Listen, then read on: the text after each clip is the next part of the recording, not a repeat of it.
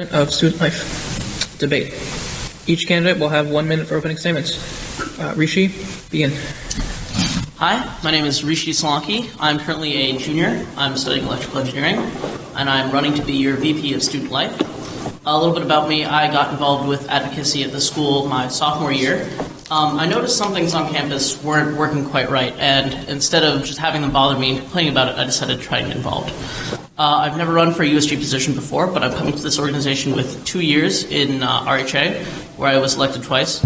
A lot of my work there focused on advocacy, just little things in the residence halls. But one thing that I really wanted to make mine when I was in that organization was this idea of really talking to people and having initiatives that I run, not just come from me or ideas that I had, but from the residents that I knew and got to know. My focus was on a belief that no change can be too small, and that oftentimes it's the little things that really matter. I started out with my first project just making sure that more vending machines in my res hall were going to be operable with case cash. Rishi, that's time. Please finish. Thank you. Benjamin, you're next. Hello, my name is Benjamin Took, and I'm asking for your confidence in electing me Vice President of Student Life. In the fall, I will be entering my 4th year in USG, and I'm confident that my experience in the student life and executive committees qualify me for the position.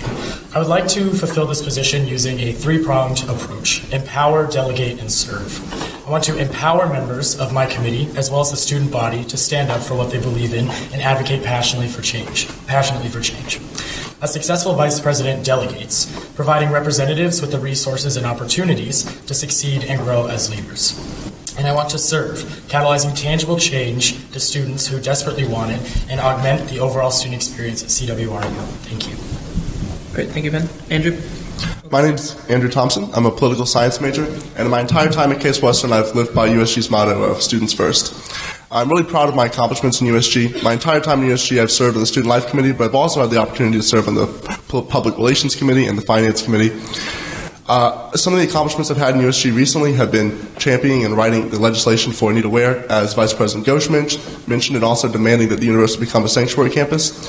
One thing I've found is the importance of collaboration with other members in USG. I think it's really important that the members of my committee know what's going on in all of the other committees, and I think that's why my experience in all the other committees and my experience attending most of the executive board meetings and my experience in the judicial board and the diversity and inclusion ad hoc committee will be really important to empower my representatives in the way that the way that Secretary Took mentioned. Concrete changes I want to make include fixing campus transportation by implementing concrete fixes for the KSL Oval area and also working on a collaboration between Uber or Lyft for Safe Ride. I want to improve the value of meal swipes by offering more options at dining halls and increasing portable swipes. And I want to make my committee a stronger committee. Thank you. So the first question is for Rishi, and then we'll just go down the line. What facets of campus transportation do you see as a priority for improvement next year?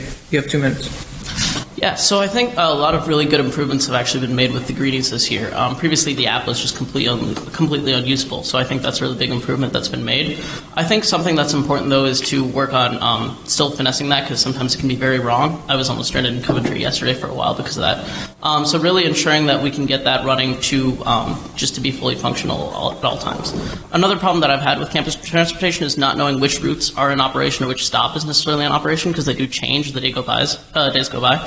So making a way to make it more obvious to students which stop is currently in operation, maybe installing like a little light there or something that says that. The really big thing I think that needs to be improved on campus in terms of transportation is the Safe Ride situation. That's something that I use a lot, and sometimes at peak traffic hours it might take an hour or something for them to pick me up.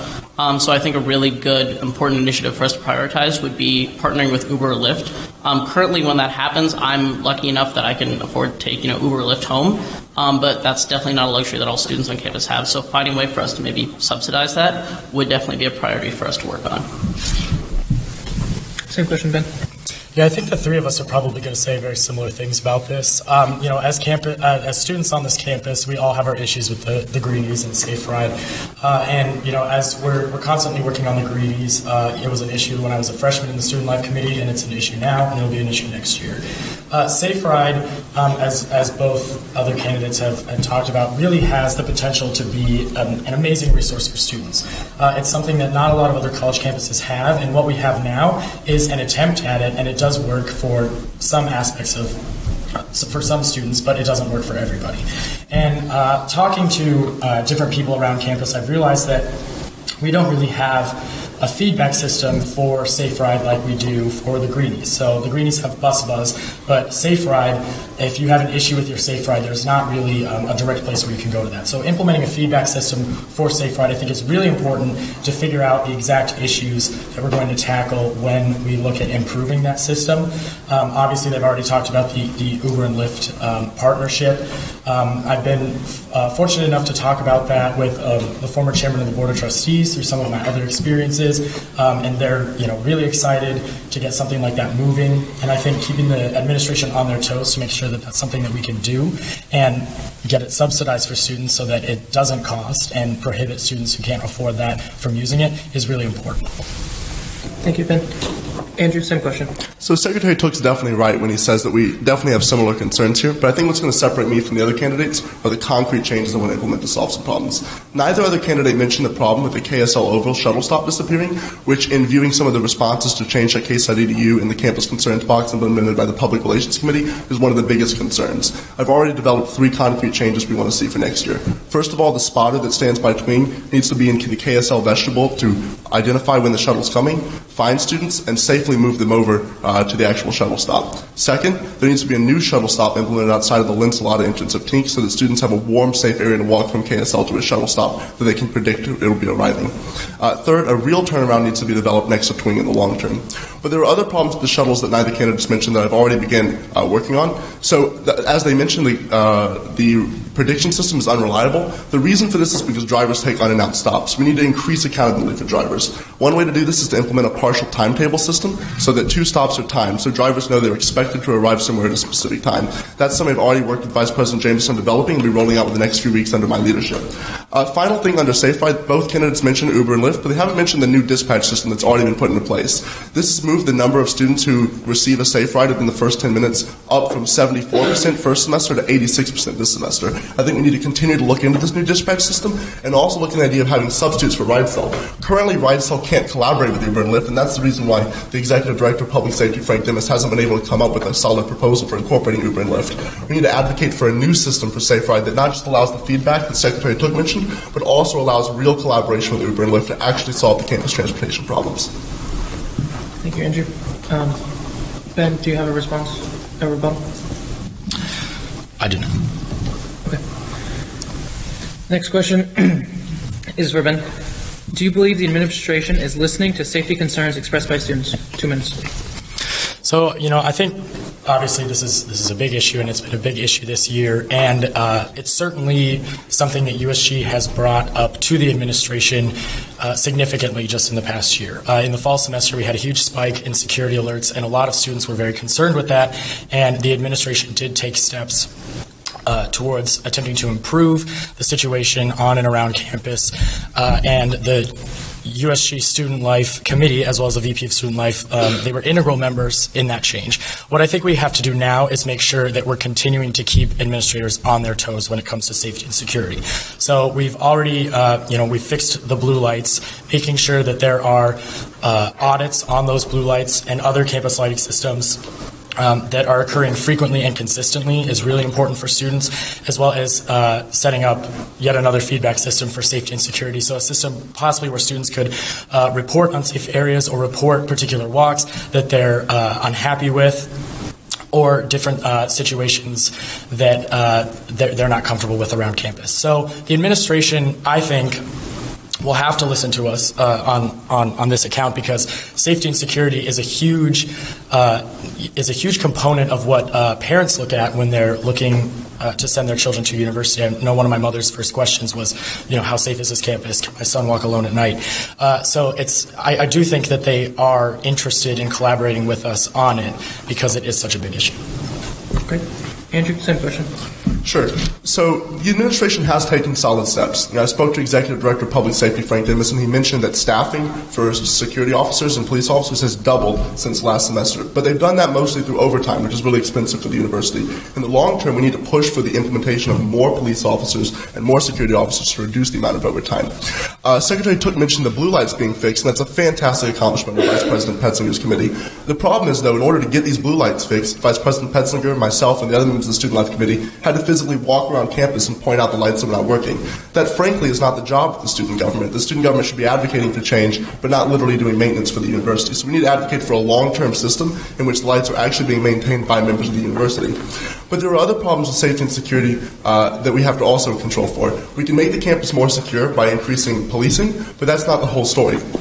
Right now, at the beginning of the year, a lot of the security alerts didn't include very detailed descriptions at all. In fact, some of them only included the gender or race of the student, of the suspect, which only stigmatizes students of color on campus, and that's something we've heard directly from students of color in our committee. It's very important that we have concrete descriptions. In fact, at other universities, they include film. We have over 900 cameras on campus, and we can get film, we can put it in security alerts so people can see what suspects look like, they can see where crime's occurring, we can create a heat map of crime. That doesn't happen yet, and we need to encourage the administration to do that very strongly.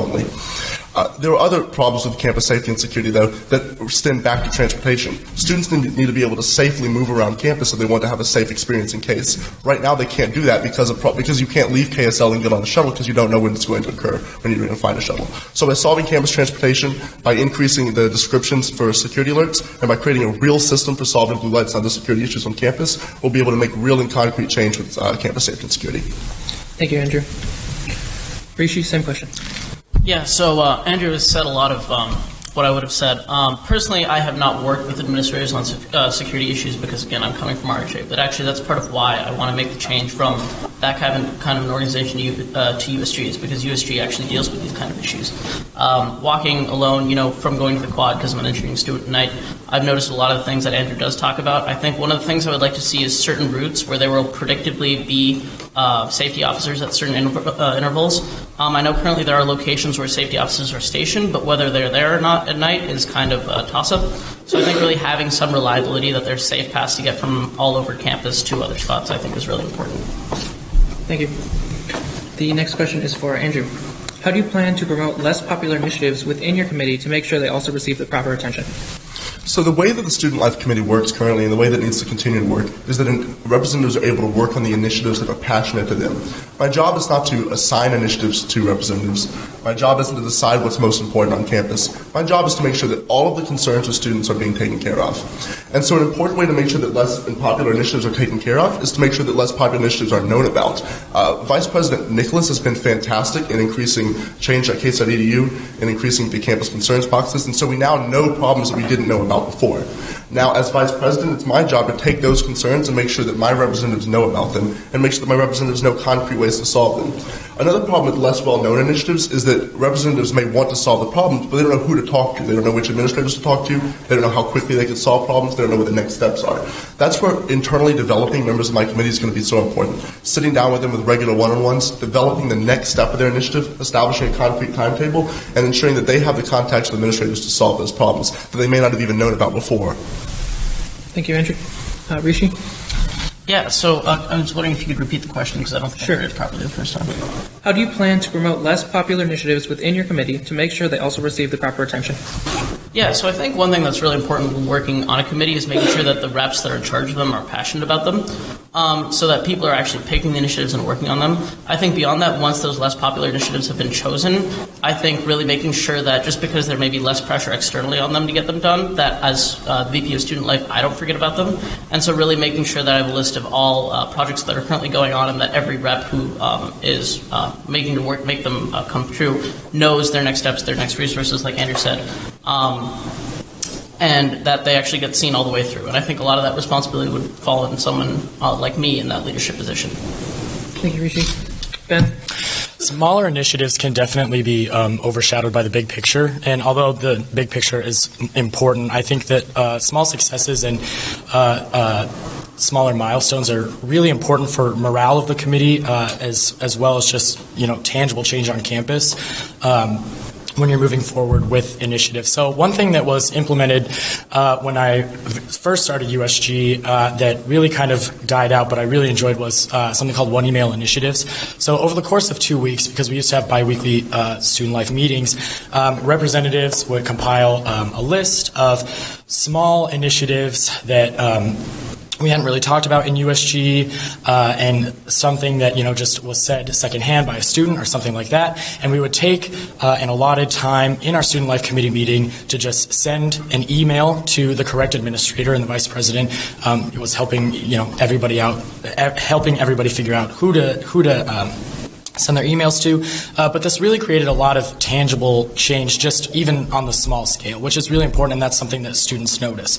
And so I really would like to reinstitute this One Email Initiative program, because I think it's a great way, like I said, to increase morale if representatives are seeing that they're making tangible change on campus. They understand that working towards that big picture is not fruitless. And even though a lot of times this can be a thankless job, it is really nice to be able to see something that you've done make tangible change. Resolutions are very important, but you don't always see the student body praising us for this. So One Email Initiative, that kind of program is something that I think could really keep smaller initiatives at the forefront of our work.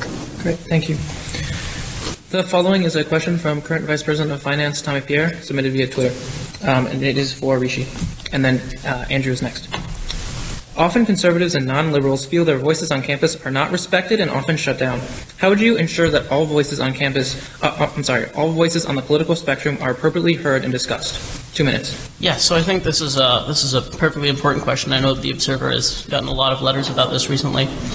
I think it's important to know that we as USG are a representative body, right? So our representatives are elected at a ratio of, I think, 1 to 100. So ultimately, when we pass resolutions, it's important that minority voices do get heard, and that all people feel heard. But ultimately, when we pass the resolutions, what we are expressing is going to be what the majority of students feel they need, because those are ultimately the concerns that we have been elected to represent. I think it's important that we carve out positions where possible, where there can be some compromise between those minorities, so that, again, it's not just always the majority voice trampling minority voice. But I know, for example, Representative Thompson's resolution, which he passed about the sanctuary campus, was one of the contentious issues, I think, that Tom Pierre might be referencing. And so ultimately, while, again, there may have been some disagreement on campus, I think ultimately the choice that was made was right, because the majority of students, I believe, on this campus really do agree that that's the right thing to do. Andrew, same question, 2 minutes. Yeah, so I think that there are currently conservative voices and non-liberal voices, as Vice President Pierre describes them, that exist within our assembly. We know those voices are there, and sometimes they don't feel comfortable speaking out. But it goes beyond that. The issue of people feeling comfortable speaking out in USG is not purely a conservative versus liberal or right versus left issue. The issue is people feel comfortable voicing their opinion in general. And in my letter of intent, I mentioned that it's important for retention, it's important for our successes, it's important for collaboration, that people feel comfortable talking in general in USG. And that's why, as Vice President of Student Life, I'd be responsible for creating personal relationships between the members of my committee, ensuring that they're bonding with one another, ensuring that they're good friends with one another. I feel like you're going to be inherently more comfortable expressing your opinion, even if you know someone disagrees with you, if they're your friend, if you know them well. And so I think that being comfortable with one another in USG and being comfortable with one another in committee is one of the most important ways to ensure that we're comfortable voicing conservative voices. Candidate Solanke mentioned Resolution 25-4, the resolution I wrote demanding that the university become a sanctuary campus. I'm proud that that discussion was one of the longest and most fruitful discussions that USG's had. And although the vote was almost unanimous in favor of my resolution, we had a very long discussion. We had conservative members of the Assembly and conservative members from outside the Assembly come after we PR'd that initiative, and people came in to talk about it. I'm proud of the fact that we had conversation, but I'm also proud of the fact that we made the right step. I think we need to differentiate between conservative voices and between hate speech. There's a difference, and only one of them is going to be allowed in my committee. Thank you, Andrew. Ben, same question. Yeah, I'd just like to echo a little bit of what Andrew said and expand upon it. I see, obviously he talked about making sure that committee members who have minority opinions are comfortable enough to speak out against, or to speak out. But what I think is really important is making sure that the student body knows that they can voice their minority opinions in General Assembly. And he mentioned that when we were passing Resolution 26-4, we did have members from outside of GA come in and discuss some of their qualms with the resolution, and points were brought up that really I don't think would have been brought up by other members of General Assembly had it not been there. So I think it's really important. This was really one of the only times that that's happened. So I think it's really important for USG as a whole, the Student Life Committee obviously, but USG as a whole to make sure that General Assembly is a place where students not in USG feel comfortable speaking. And sometimes it can be intimidating. We're wearing, business professional and business casual attire. Students are coming in. We're following Robert's rules, and they may not always be as up to date with issues as we are. And sometimes our voices can certainly overpower those. So I think it's really important that to not just your committee, but to make sure that people outside of USG know that we are receptive to the minority opinion, and that that opinion is important when we are discussing any issue along with political issues. Thank you. That was our final question. We will now have 1 minute for our closing remarks. It'll go Andrew, Ben, Rishi. Andrew, you're first. So I think there's one predominant factor about this debate so far you've noticed, and that's that candidates Solanke, Secretary Took, myself know the issues facing students, and we care about the issues facing students. I do hope I've differentiated myself, though, as an individual who has the knowledge to actually solve those issues. I've been working on a lot of these issues. I've been meeting with administrators for the past 2 years. I've been a prominent member of the Student Life Committee, and I've collaborated with other vice presidents and other members of USG. I hope the strong relationships I've formed and the passion and ideas I have for improving student life on campus have earned me your vote. Thanks. Thank you, Andrew. I think both candidates have made it clear that they want this position, and that they would both do great work in this position. I think candidate Thompson has outlined some really concrete plans for what he'd like to do in the position. I would like to differentiate myself by saying that I'm interested in really empowering my committee members to do their own work. So coming into the Student Life Committee, I'm not interested in being a go-it-alone vice president. I do have ideas of where I would like the committee to go, but I'm certainly not going to push those on to my committee members. I want to work with them to create action steps, to create a plan for them to decide what they would like to do with these initiatives. They were elected, just like I was, just like I hopefully will be, to this position. And I do not have a higher status or grant of power from the student body than they do. We were both democratically elected. So I think it's important to be incredibly receptive to committee members, and I think that my personal relationships with people in USG and outside of USG can really be beneficial in this position. Great. Thank you. In this position, again, I think a lot of candidates have said really good points tonight. I think what I really want to bring to this is the perspective that I got from my time in RHA, but to not just deal with residential issues now, but more than that. Working in RHA, I've had the opportunity to work with some really great leaders, and I've seen their leading styles, and I think that's what would characterize me in this leadership position on this committee. Very much a kind of, what can I do for you? How can I help you, both to my students and to the committee members on my committee? How can I help you get what you want done? What's the next step? What can I give you? So I think that's what would really characterize my leadership style.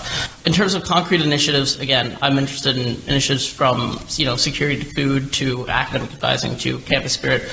These are all things that different people I've interacted with on this campus on the time that I've been here have mentioned to me as things that they want to see changed. Coming onto this committee, I know that I have not had previous time in USG, but I think what would differentiate me from these other two candidates is that I will bring a different perspective, having had my leadership style developed in a different organization. Thank you. I hope for your vote. Thank you to all the candidates. We'll have a 10-minute break before public relations.